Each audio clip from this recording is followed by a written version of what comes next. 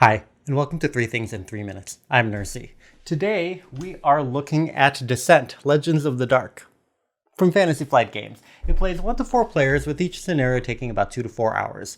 What it's about: Descent: Legends of the Dark is the latest fantasy dungeon crawling light RPG game from Fantasy Flight Games' Descent series, now app-driven and fully cooperative. The game's campaign takes place over several quests in which players take on the roles of one of 6 characters, taking actions each turn to move, attack, and interact with objects in a 3D cardboard dungeon that you build based on the app's instructions.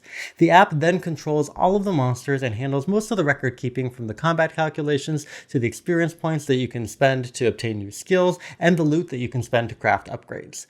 Now, in between quests, you can interact with a town, take on side quests, and customize each of the characters as part of an overarching storyline. So what I like, there are several advantages to the game being purely app-driven, including simplifying combat, tracking loot, and showing you line of sight, as well as letting you only see the dungeon a little bit at a time, much like FFG's recent Mansions of Madness and Lord of the Rings app-driven games.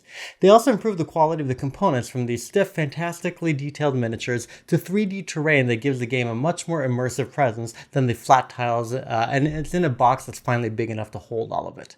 And the game also seeks to make its setting of Terranoth a more distinctive world, from the more original comic-style fantasy artwork to expanding the background stories and the characters and the narratives that come out throughout the game. And the game also has some interesting ways to progress and customize your characters, from small choices that you can make during the game that affect some of the outcomes, to being able to craft new items and upgrade with materials that you find, rather than relying solely on the random items that the games normally give you. Now, points to consider: there are 3 important changes from the previous Descent games. It's fully cooperative, you must play it with an app, and none of the components are compatible with the older Descent, or vice versa, and that also means no importing old or custom components. And while the app simplifies much of the game's rules, it does so much of it for you that sometimes your focus is a lot on the screen rather than the board. And even the fact that the game has you even roll dice seems like it's throwing you a bone, since the app could have easily done that for you. Also, as great as the 3D terrain looks, it's more aesthetic than tactical, and the elevated floor's time-consuming assembly has to happen every game, which is also concerning for the longevity of the cardboard bits. And the game takes up a massive amount of table space, so expect to have to move it around often while you reveal the map. So, in summary, it's an app-driven cooperative evolution of the fantasy game series with a much more distinctive setting, but can only function on its own.